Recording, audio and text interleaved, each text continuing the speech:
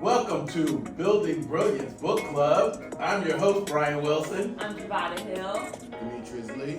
And we are here today discussing another exciting book for this week's book club. Exactly What to Say for Real Estate Agents by Phil Jones, Chris Smith, and Jimmy Mackin. So, Building Brilliance Book Club, you can find us on our different sites. We're on Facebook. We're on YouTube with our previous episodes. We're on the book club app, also under Building Brilliance Book Club. Grab a book, jump in, and join the conversation. This is a great start to the morning. Let's get right into it. So, Exactly What to Say for Real Estate Agents provides 30 magical words to help with the most common, critical, and difficult conversations real estate agents have today with their clients. If you're open-minded to be in a better way of selling, this book is definitely for you. I also found it on the NAR website as well as a recommended book. So I'm glad we picked this up, especially in this time, in this climate, with all the different changes that are taking place in the real estate market right now. It's best to really hone our skills on exactly what to say.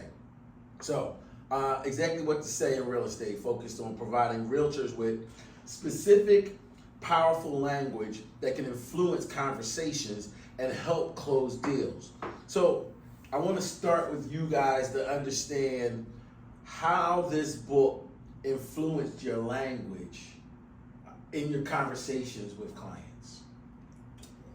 Mainly what I'm noticing, which I guess I didn't notice when I was reading the book, that you really have to be in a conversation. Like, these conversations can't be through text message sometimes, because people can put a pause on a text message and not respond to you, so it decreases the fluidity inside of the conversation.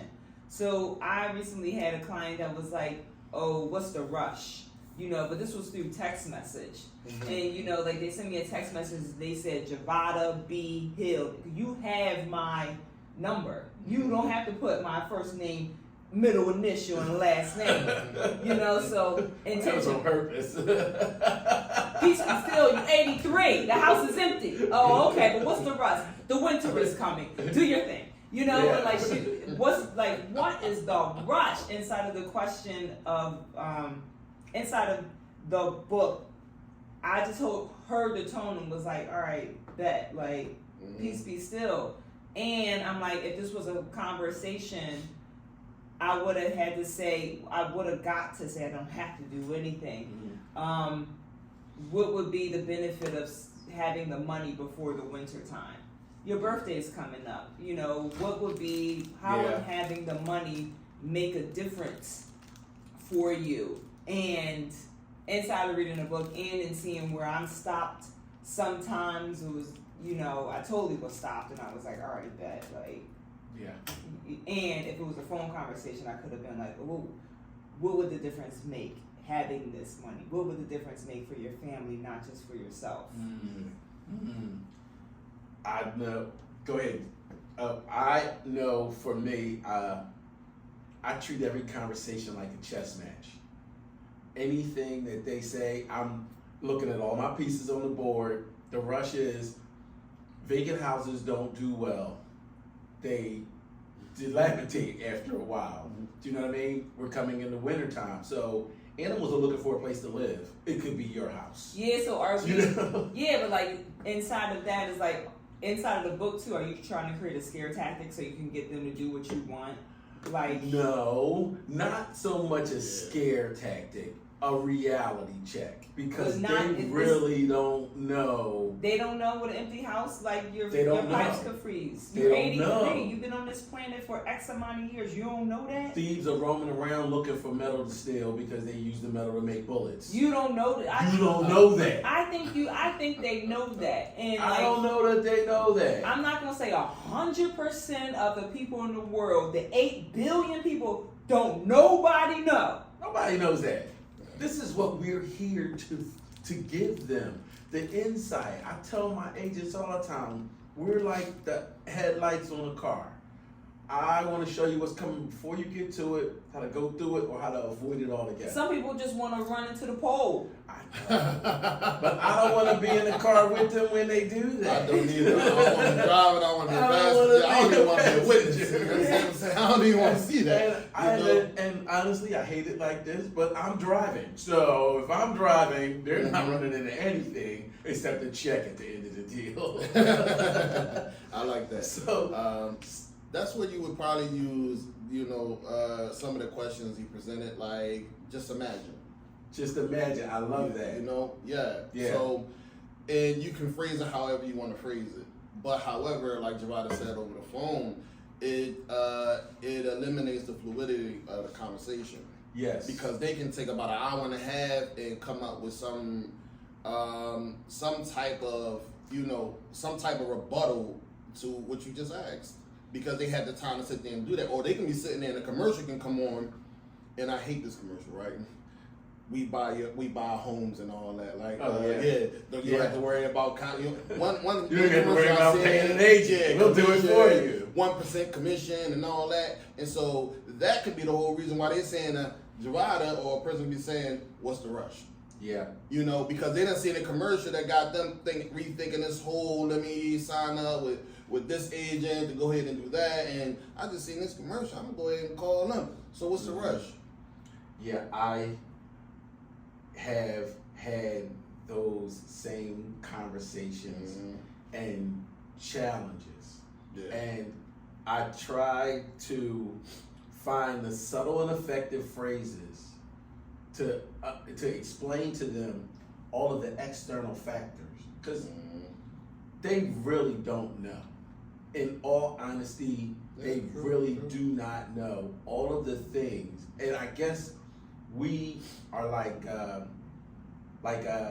ambulance, ambulance people. We've seen enough damage to know all of the things that can happen. So I don't try to use it as a scare tactic. I try to use it as information to inform them of things that they don't know. And in a gentle, subtle way, look, my focus is the house. My focus is getting your house to the next person in the pieces, in the format.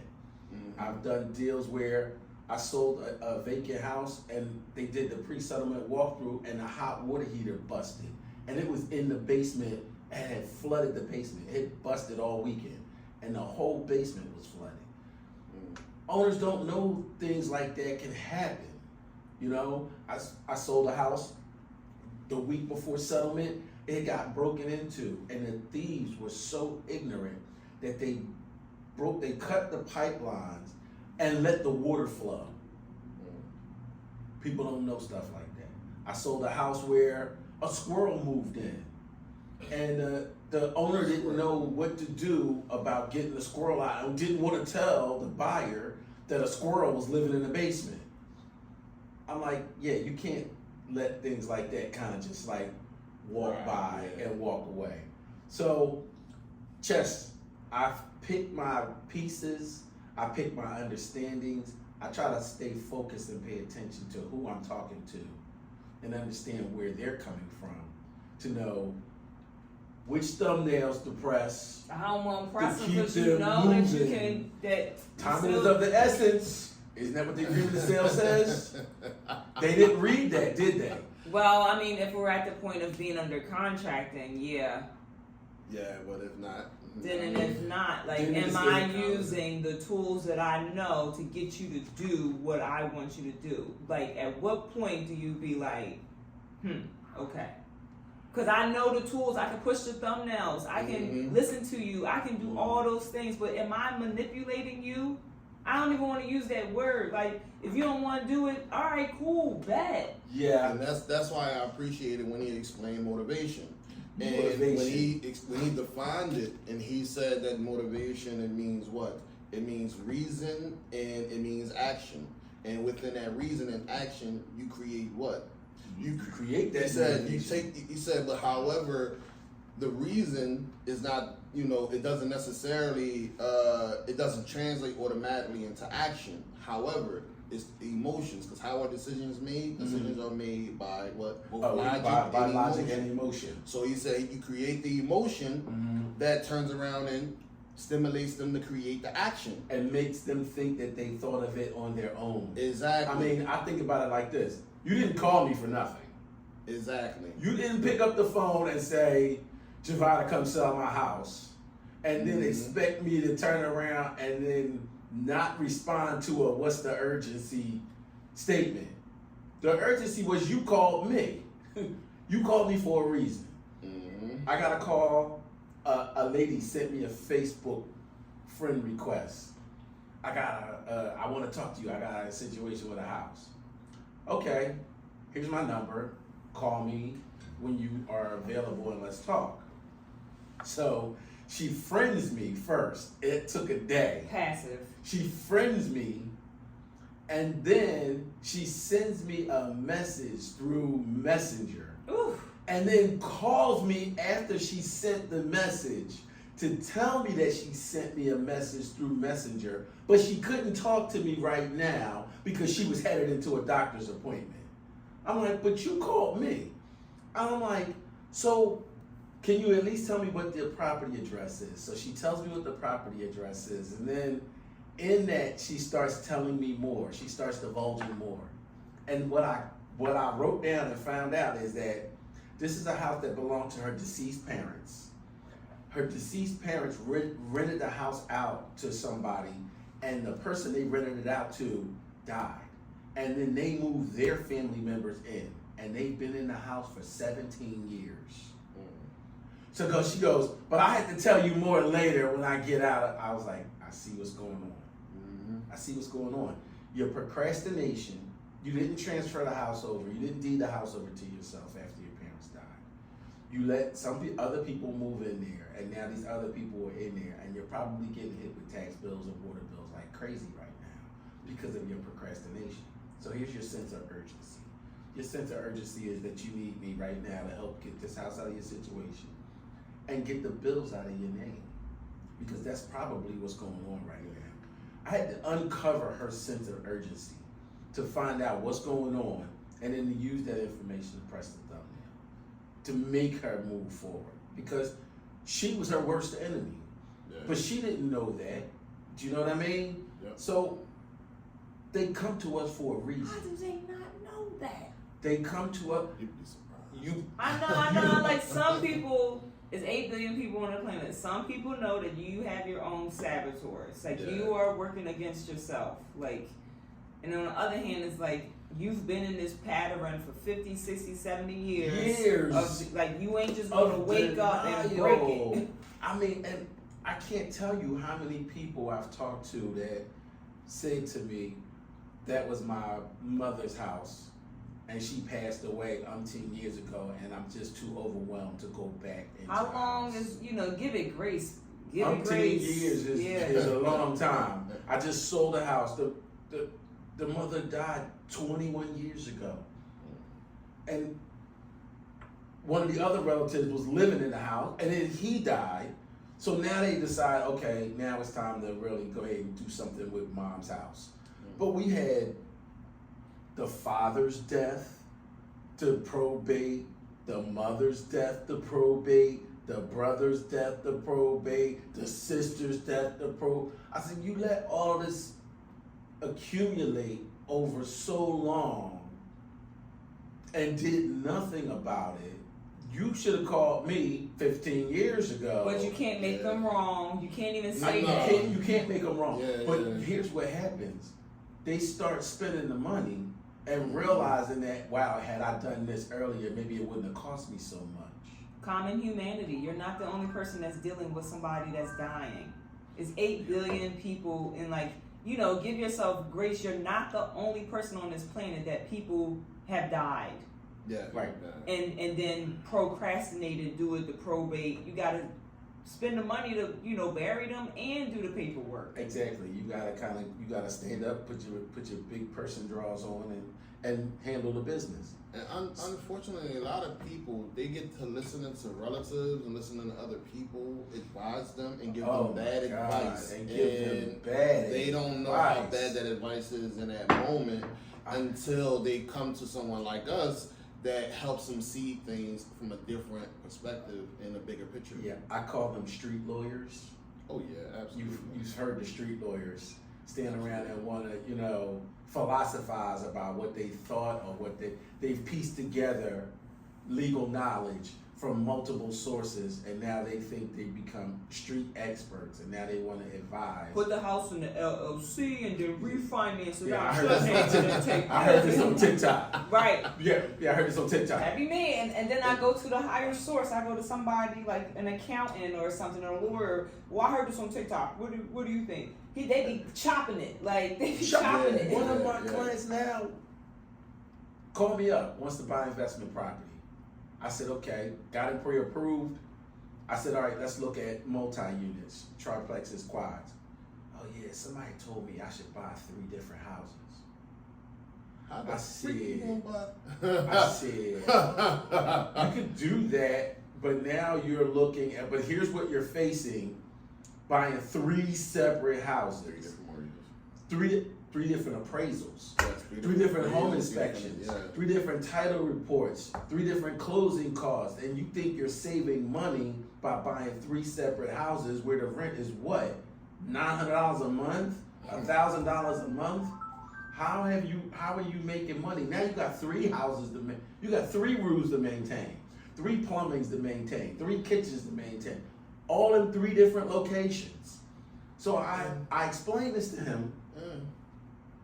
Don't you know he still sent me 3 separate houses that he wants to see? I mean, he can't understand that you can accomplish that with a triplex. The same exact goal. I am not going to argue with him. Right. I mean, it's not, but it's like he said, all right, where are you getting your information from? Street knowledge. Yes. Somebody told him No, but this. see, you got to make them understand that you're getting your information from somebody who's not even a part of this industry. They're not even part of the game. They're not a professional. Right. They're not even a goddamn fan of the game. How many times they been to the settlement table? Right. I hate asking that question. When's the last time you were at the settlement table? Literally, like when we sit in the barbershop and we're holding discussions, some people who are a part of the conversation are not even truly fans of the sport. They just have something to say about particular players. Yeah. But at the end of the day, they only know about that player or dislike that player because what they see on the Somebody news else, or because they got the news. information from whatever resources they have, who just be talking crap, but they're not filling you in with the full story. They're not giving you, taking you from A to Z, and then cautiously making sure you grasp the depth of your decision. So talk to me about overcoming objections. How has the information from this book helped you to reevaluate, rethink some of the objections that we're obviously dealing with right now? I can literally say that it has caused me to rethink the objections, or the rebuttals that I use, right, at the time that I used them. Mm-hmm. Like when he said, okay, where are you getting your information, right? I don't never really ask that question. I may ask questions like, well, where did you, how did you come to that conclusion? Mm-hmm. Right? But however, even when I ask that, I think it's more subtle in asking where you're getting your information. Mm.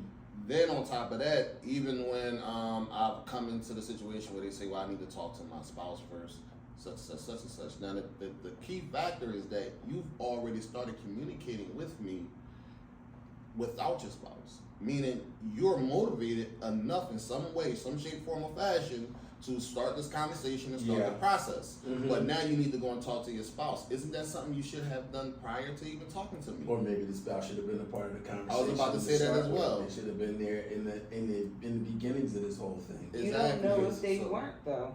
The thing is, the conversation with him. Yeah, but he doesn't also know if he didn't tell his spouse before that. But I liked in the book he was like, well, I'm preempting that this is what I think that y'all conversation is going to be, so let me address it, and then you can take it back, because whoever, they could have already talked to the spouse, and he's just trying to use that to get out of the conversation. Yeah, I try to bring all the parties, all the decision makers together. Put me in a group chat. Yeah, let's get together. Put me in the room. Put me in the room. I want to be in the room. But see, that's when he asks, okay, so that's again going back to motivation, right? Now, I generally ask a person, and she said, well, how do you know they didn't have that conversation? Because I normally ask the question. You didn't talk to your spouse prior to having a conversation with me? Mm-hmm. You didn't tell them how you were feeling, what you were thinking? We're not even saying it like that, though. Well, no, I'm not saying it to Right, them. because we're not trying to make them wrong. No. You ain't do that already? Right. No. How I actually asked the question, listen, I always soften the blow before I even throw it, right? I'm not, if I'm talking to a man, right? Oh, now you know how wives don't go for stuff like that. Right, you gonna have a conversation with me, they go back with her, have a conversation. You gonna say, why you ain't come to me first? Boy, you in trouble, man. What you trying to do to me? Get me in trouble? We're gonna pause this conversation and we're gonna pick it up later. Yeah. Right? And I kind of turn it into a joke and they laugh and they say, yeah, let's do that. And then we were me and I'm like, all right, but before me and you meet again, let's meet all together. Yeah, and that's how I normally set it up. Now, if I'm talking to a woman and I'm saying, girl, you won't have your husband mad at me because I done sat here and convinced you to move with me without you even discussing it with him. Right. I ain't doing all that. I don't want to be in the middle. Right. And it's a joke, you know. They laugh. Turn it into a laughable joke. You know, and so then they say, okay, yeah. So now I'm on the phone on the freeway or there. Exactly. And I end up there the following day or the next week. Now all of us are sitting together. Hey, pleasure to meet you, brother. And so on and so on. And that's how I move. So, this was a good one for me. Guiding clients to decisions. The right language can help clients feel more comfortable and confident in making decisions, whether it's to list their home, submit an offer, or choose an agent. So, I'm not going to lie.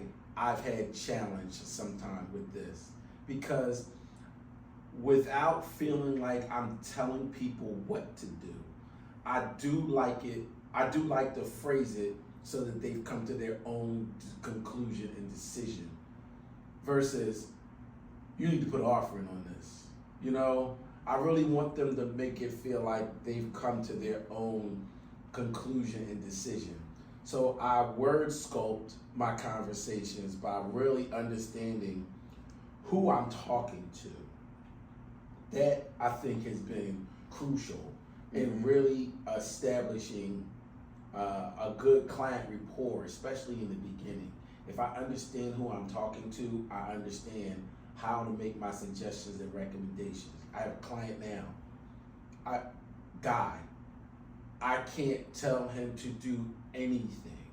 I can only lay out the options and then he make the decisions on how he wants to move.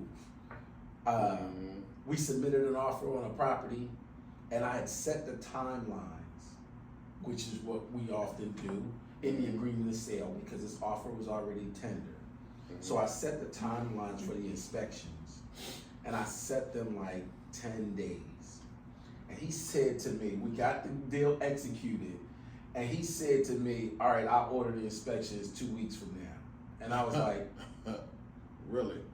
Did you check out the contingency checklist that I sent you? Did you read the letter that I sent you defining all of the next steps about timings of the essence and all of the things that had to be done? And he said to me, yes. But I knew he didn't read it if he was talking about doing a home inspection 2 weeks afterwards. So I had to gently explain to him the negotiation process if he were looking for a seller assist credit or if issues came up in the home inspection that we weren't aware of when we did the initial walkthrough and how the negotiation process works. So I had to really step back and define all the little steps that clients don't understand, you know? And I don't look at it as manipulation. I really look at it as education. Because education and enlightenment, because they really don't know. But you gotta know what they don't know first so that you know what to say, how to say, when to say, how to wordsmith it. Enlightenment is the highest on the consciousness scale. I'm trying to get there. You are. I feel like we do. We go up there, we get there, and then you might come back there a little bit. Back up there. And it's not manipulation. It's encouragement. You know, It's positive encouragement, positive feedback, and then some direction and guidance, because this is what we do at the end of the day.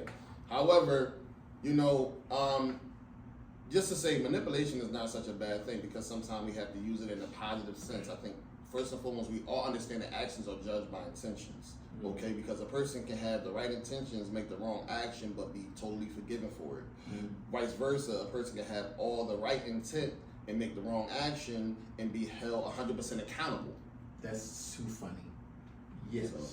I read this thing on social media where these college students took a school bus and converted a school bus into a laundromat for homeless people.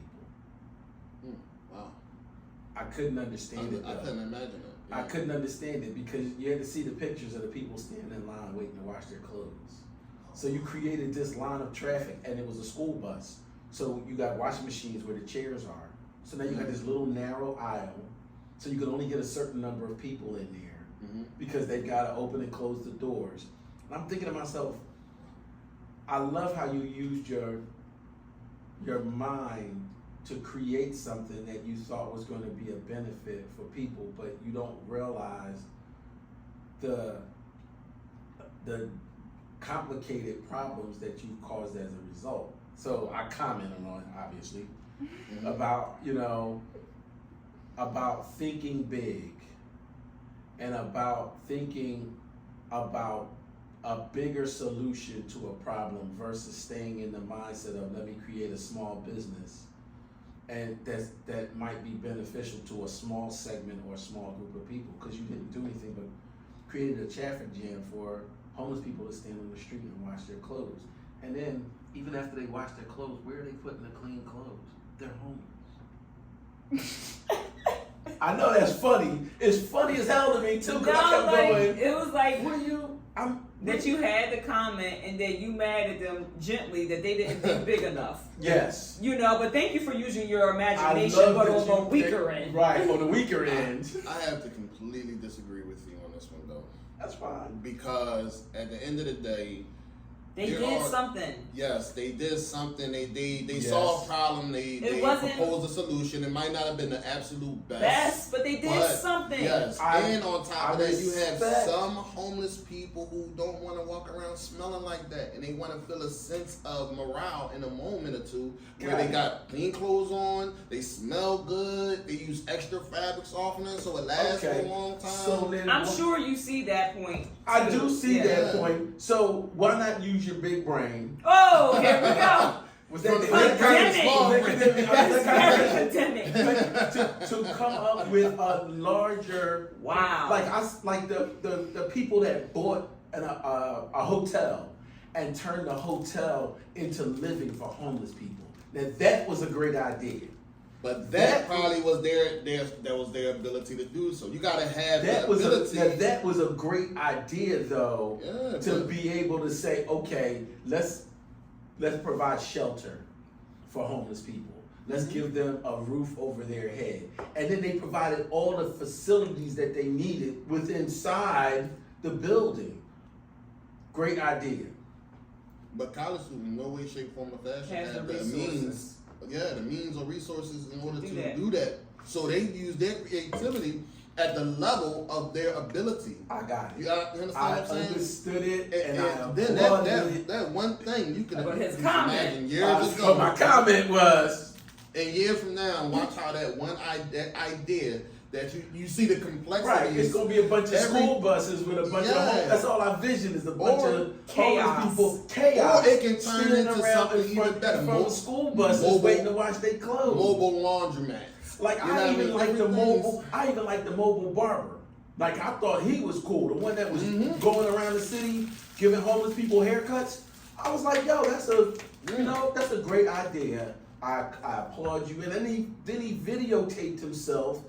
The befores and afters, and how it really helped to empower the homeless people, how they really felt so much better about themselves. So that's what that does.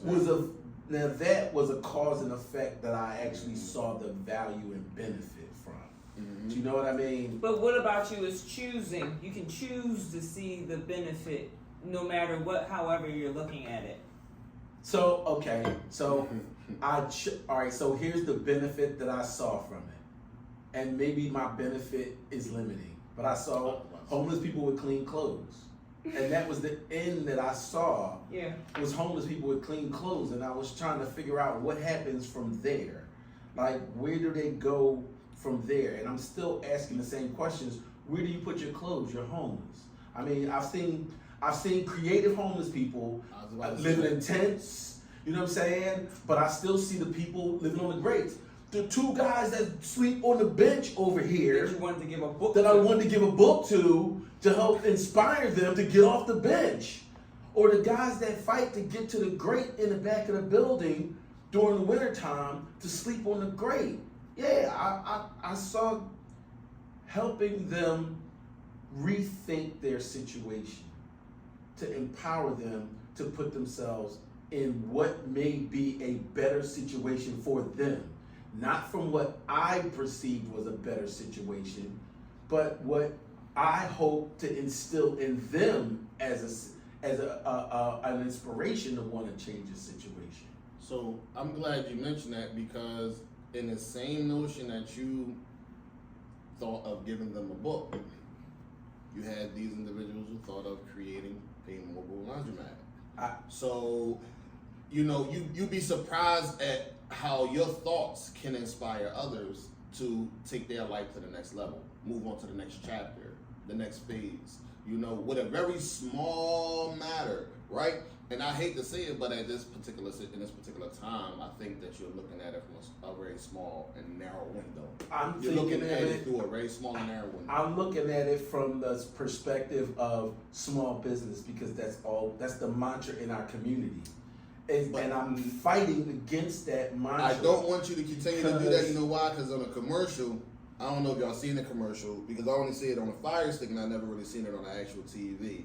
But there's other communities, there are other nationalities that use the same exact word, small business, right? And their business, in our mind, how we look at it is not so small, is not small at all, but they still phrase it, or they still frame it in that same structure of being a small business. And I think that actually using that, right, is more so people comparing their business to other businesses, so they're going to feel small regardless. But at the same time, that don't necessarily restrict their frame of mind to being a small business. It's just in comparison to a Fortune 500 company, in comparison to, McDonald's, Burger King, a franchise or whatever. Those small franchises started out as small businesses, yes. And then at some point, when Ray Kroc came along, he was like, this is not a small business. Not at all. This is a big business. You're missing I keep going back to the book Think Big. Yeah, and that's where all of this stemmed from for me, because that's all we talk about in our community is small business. And it really shrinks your mindset. It does not allow you to grow, because now you're thinking in this box of small-minded small business. It drives me crazy. I'm sorry. We can see it. It really does, because passionate. I'm very passionate about it, because we are stuck in this. We have to stay small, and we don't. That's a choice. But if you keep planting that same repetitive seed of small business, let me stay right here in this box. That's all you're going to do. We are $27 million agents. If we keep thinking like $1.5 million agents, that's all we're going to be. You gotta get out of that. We have to get out of that. I agree with you 100%, and you're absolutely correct. And one aspect, the other aspect is, as we say in Islam, "Illa rahimahumullah," except for those whom Allah have mercy upon. We say that in regards when we say, like, prime example, that these type of individuals are lost, or these type of individuals are this, or this, that, and the third, and we use the phrase, except those whom Allah subhanahu wa ta'ala has mercy upon. And we also say, except for those whom Allah has placed his curse upon. I use that to get you to understand that those who say small business, not all of them are thinking small-mindedly. They're thinking, in this very moment, we are a small business. But however, we ain't gonna tell you what we working on behind closed doors. Okay. You understand what I'm saying? And we going, and then 10 years from now, them same people you seen saying small business, they done grew a whole, a whole chain of, they built their brand to expand into different states, different cities. I'm gonna tell you like this. I'm from the show me state. Absolutely. Show me. Show me. Like, what did Jill Scott say? Show me, show me, show me, show me, show me. You really gonna show me, show me. He don't know how to behave. Talking. He don't know how I'm tired of talk. I want to see what you really doing, what you really made of. I mean, I keep going to this. I'm sorry. We talking about increased confidence in communication. Mm-hmm. I don't know a black team that's doing $30 million in volume.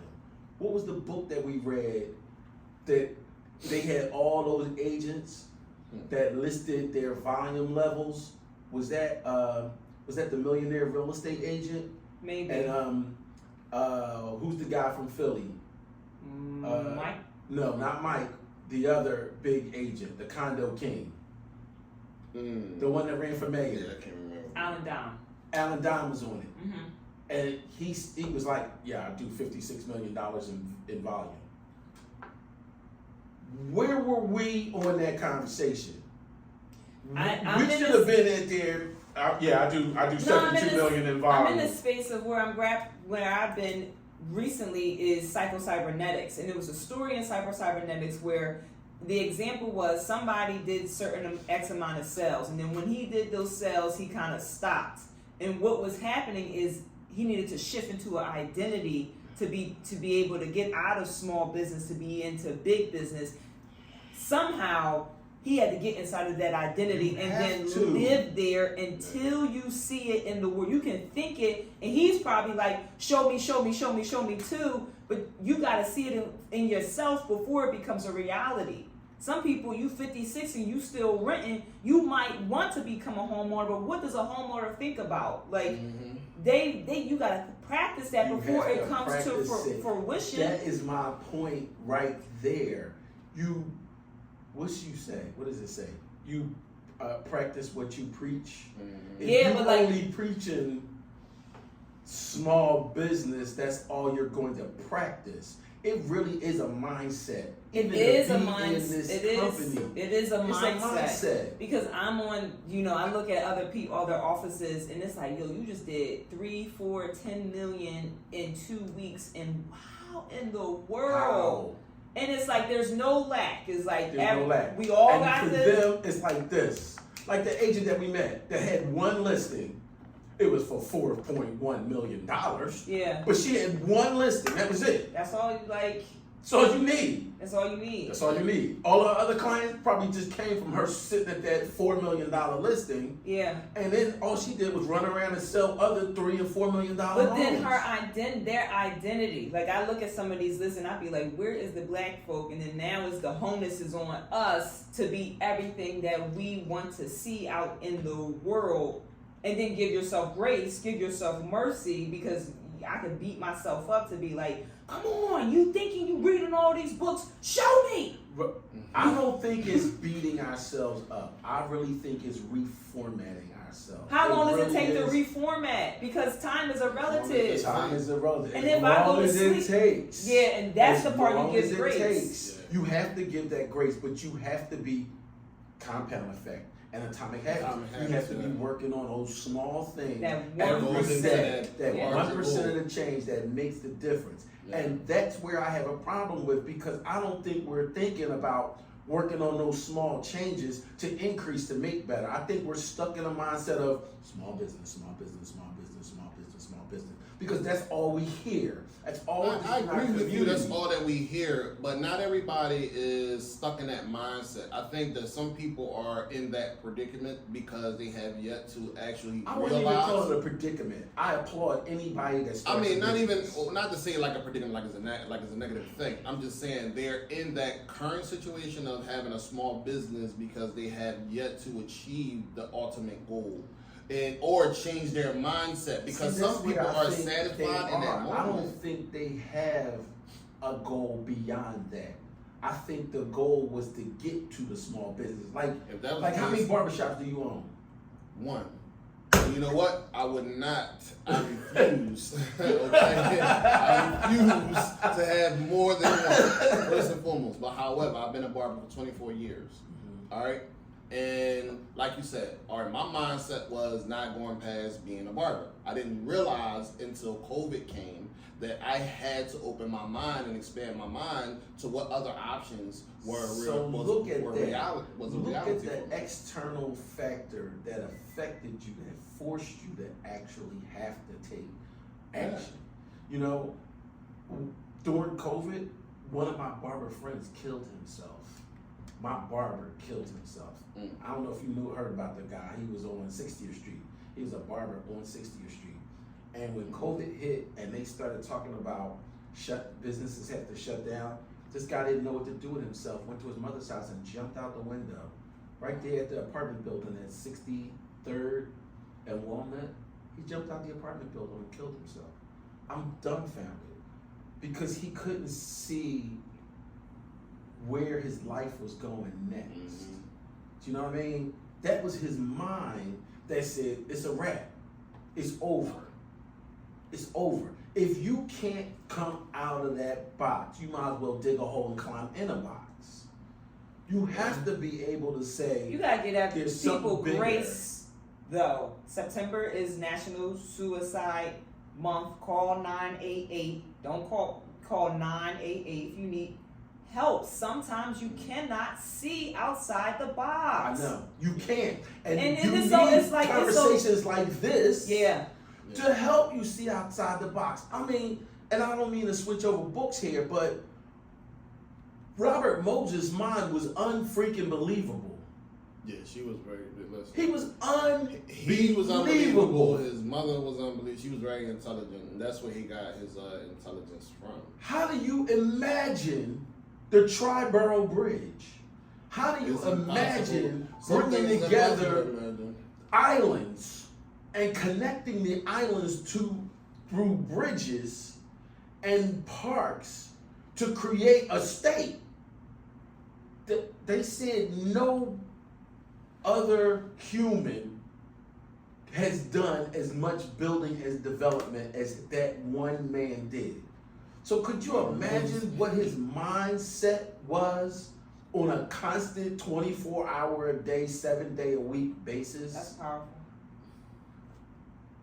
And we talking about small business. I'm gonna bite my. Way to bring it back. Why you sound like Iverson when he was? We gotta go to practice. We talking about practice. We talking about practice. We Like talking about practice here. you Dad. sound like AI, man. I'm but- just trying to say that Listen, just like we have to rethink conversations that we're having with our clients, we have to reimagine our business.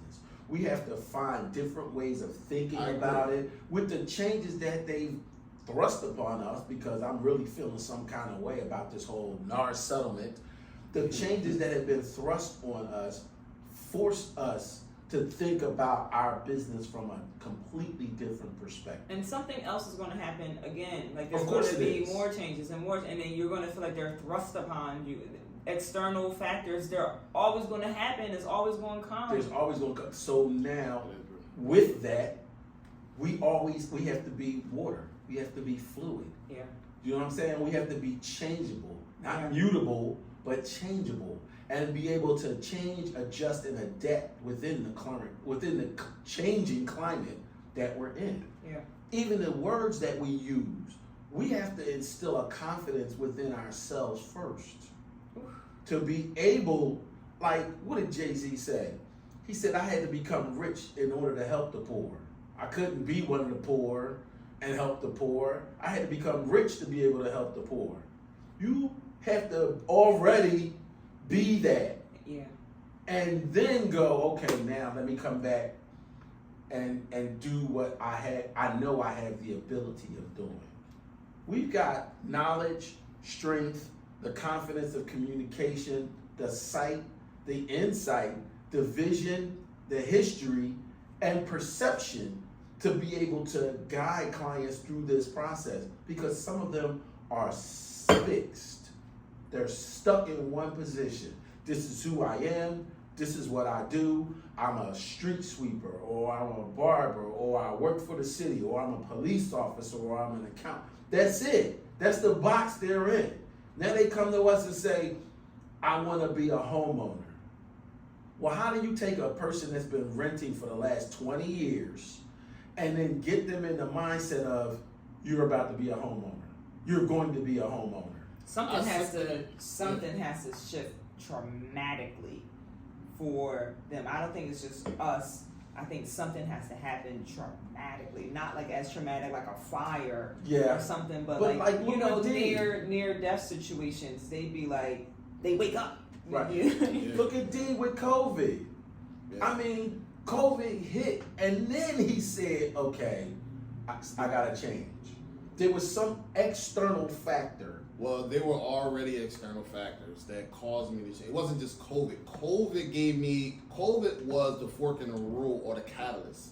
You know what I mean? But however, for years, I've been tired of working 7 days, in literally almost 12 hours a day, and on even on Sunday, I'm working like 5-6 hours. You know, but however, one of the things that really over time, not being able to spend time with my children, even when I'm getting them on the weekend, the majority of my time is going towards work. So when I get home, I'm burned out, I'm tired, and I'm not doing. So I got tired of all that. It was very cyclical for years of the same action of waking up, going to work, coming home, being burned out, tired, not spending time with the children, and they're getting older. I'm missing all the special moments, you know, all that. So. When COVID came and I had a break, not willfully but forcefully, I had a break. And then the thing that was crazy is that all my clients were still like, listen, can you come to my home? We'll pay you $100. Yeah. Okay, we'll pay you $100. Come here and cut our hair, cut this. I'm like, all right, so I'm going to everybody's house, and the same thing is happening. Even though I'm not in a barbershop. Now I'm out on the road going to different people's houses, and then I'm spending money to make money, and at the end of the day, I'm being burnt out. Although I'm coming home every day with like $300 in my pocket, right? I'm out from like 9 o'clock all the way to like 6-7 o'clock, you know, and it's like, it's redundant. So now here's the conversation that I'm curious about now, because we're talking about what to say. So what did you have to say to yourself? What I had to say to myself was, what's more important? What's more important? That you go out and you make this money, or the simple fact that you don't have the time or the ability to spend any time or experience anything with your children? And now, the same thing that happened to me when I was younger. You know, those moments where, prime example, I'm playing on my school team, and I hear everybody, parents screaming out their names and this, that, and the third, or getting mad at their children when they do make mistakes, or when the ref don't call a foul. You know, I'm looking in the stands, nobody there for me. You know what I mean? And now I'm putting that same perspective in line with, okay, this is how I felt. Now imagine my children, they playing soccer, they playing this and they playing that. And you're not there. And I'm not there. And you're not there for them. You know, and their mother telling me how the game went, right? But what she's never telling me is that my children on many occasions, that's me. I'm about to say. My children on many occasions ask their mother, where was that at? You know? Yeah. Dad's at work. Hard questions. Yeah. So now, here's what's interesting. So that's what changed me. The book is called Exactly What to Say. So, I keep thinking of, just like you said, whatever you had to say to yourself to stoke the fire, to find the motivation. Man, it's time. You see what I'm saying? Yeah. That's the same conversations that we have with clients. So when your client asks, if your client had asked me, or somebody asked me, what's the rush? Okay, Mr. Seller, here's what the rush is. You're gonna die. Right. So let's just get this done right now, so that you can get this check and we can go on with our lives, because there's a small window of opportunity to do what it is that you want to do.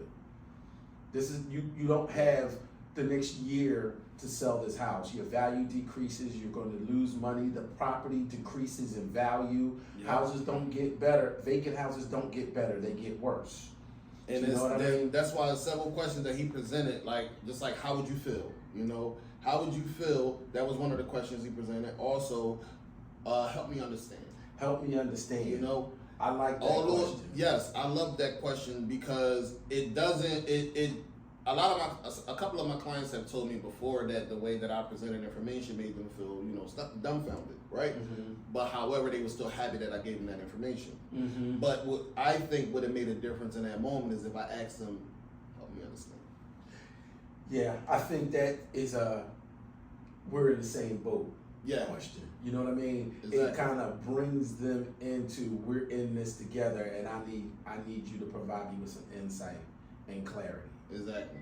I like questions like that. I like discovering questions like that to be able to pose to clients. You know what I mean? I like creating that we in this together, because we really are. At the end of the day, from the beginning we to all the in this end together. Yeah. So, beginning to the end. Yeah, the sense of urgency is. That was my Kamala. That was my Kamala. Yeah. That was my Kamala. One of your joints you always present, though, you always say, so you ask the buyer, if I was to give you keys to your new home, what would that look like? So that, when I heard him ask the question, imagine, Mm-hmm. right? When he presented that, imagine, and he painted the picture. That's what came to mind. I said, Dad, well, you always present that, and I never really utilized that. But he painted that picture, just imagine, prime example, we talking to a seller, just imagine if we put your home on the market today and it's sold within a week, how would that make you feel? How would that make you feel? Exactly. What would that give, what would you say, what does it give you the opportunity to do? What you get to do as a result of having this burden off of you? Yeah. I love creating that opportunity for imagination. Yes. And posing those types of questions to clients. It helps, gives them, it really helps to open up a concept of, so now it's not me telling. Exactly. You know what I mean? Now it's me gently guiding, nurturing, cultivating, and planting the seed of, can you imagine yourself in this? I've gotten to the point now where I walk clients through a house once. I'll point out everything that they need to see, soup to nuts. And then the next house, I open the door and I just let them in. And now they learned on their own. Brian said, go to the basement. Brian said, turn on lights. Brian said, turn on the water. Brian said, do this. Brian said, do that. So now they already, I was like, I want you to feel like it's your own home already. Don't just walk in the room and stand there and look around. Go in the room. See what it feels like. Imagine what your furniture will look like in the room. See if this works. Do you know what I'm saying? Feel it. So I love creating that. I love playing with imagination. I love that. Okay, so now we got like 7 minutes left. So this is the point in the book club where I'm interested in your comparison and contrast of this book with a book that we've read in the past. It made me think of Sold. Sold? It made me think of Sold, and it made me think of Atomic Habits, because the process that he's putting out there, you got to develop this. You got to create small little habits that formulate into a big habit, and it's a process. And Sold, just every aspect that he brought, just about every aspect that he brought, or every question that he brought, and then he connected the numerous questions to follow it. How would it feel if your house sold within a matter of 2 weeks of being on the market? Or how would it feel if once we sold your home and in that 2 weeks and we were able to go and find you a new home the following week? Or how would it feel if this happened or that happened? And just imagine this, or imagine, and he kept presenting the, even the possibilities of something not happening versus something happening, and that just helped, that made me think of Sold and how he presented those factors the same way to help you accomplish that goal, but also to help that person who's reaching out to you to assist them in what their goal is, what buying or selling, how you help them achieve it. Psycho-cybernetics. First, the questions work on you to be able to do it on other people. people show up inside of your listening about them. I have an idea about you, and I have an idea about myself. So what identity am I in? I have this knowledge. How I can have you show up differently by the conversations I'm having with myself. So for me, it was 2 books: How to Win Friends and Influence People, and 48 Laws of Power, the Grand Vizier. How to Win Friends and Influence People. This book gave me more ammunition on influence. Yeah. It gave me a lot of tools that I either had already in my arsenal or the ability to sharpen those tools and make them a little brighter, or adorn them to make them a little brighter. And the Grand Vizier, it just, allowed me to have more ability and strength in how to do things with that white glove effect. So it didn't look like my hands were on it at all. I almost allowed myself to get into a stupid argument with somebody on Facebook because they said to me how arrogant I am with my comment, because somebody said something about what if a client didn't want to sign a buyer agency contract, and I told him I would say goodbye and move on to the next client. And then his comment was, how dare you be so arrogant for somebody that does nothing? And I was like, okay. I was like, ooh, you tried to stab me there. I saw that. So I came back with this response that I got a lot of likes and comments on from it. But I had to look at it like, you have no idea what we do. And by the fact that you think we do nothing means I'm doing it really well. I must be excellent at it, because if you don't think I do anything, go back and ask my clients what I did for them, and then they'll let you know what Brian did. Yeah. So I like appearing that we don't do anything, knowing damn well everything that we do. I mean, we create the entire transactional process. We create the settlement table, and all of that through exactly what to say. And that's why when he presented, what is your experience, right? And what is your experience with working with a professional, professional realtor? What is your experience with buying homes and selling homes? What is your experience in time on the market? And most of the people who say that a buyer agent or agents do nothing but just sell your home, well, what is your experience with working with realtors such as myself? Experience or inexperience? Experience or inexperience? What's your experience? And most of the time they tell you, say, I don't know. No. I haven't worked with one. How many times do they go to So the settlement table for real? Nah. Nah. So, Nah. so of course they I hate in their saying it mind, like we that, don't do nothing. They don't know. Well, You yeah. don't have no experience in working with anybody like myself. Exactly. So yeah, you can say nah. This has been another riveting episode of Building Brilliance Book Club. Thank you for joining us on this episode. My name is Brian Wilson. Javada Hill. Demetrius Lee. Next week, we're going to finish The Power Broker. We're doing chapters 31 to 50 of The Power Broker. Boy, oh boy. Man, that needs to be 2 hours. It really does. Yeah. Because that book is weighty. Yeah. Weighty. Yeah. When they say don't judge a book by its cover or by its title, this That's is a book That's right a book. here that you cannot judge by its title or by its cover. Do you know I've met people online that still haven't finished reading it? I can believe it also.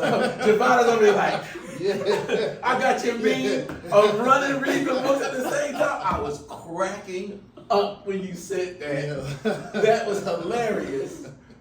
But yes, join us for that episode, because we're going to have some special guests coming in, people that I've met that have actually read and finished the book, to give us their feedback, input, and insight on it as well. They'll be online with us.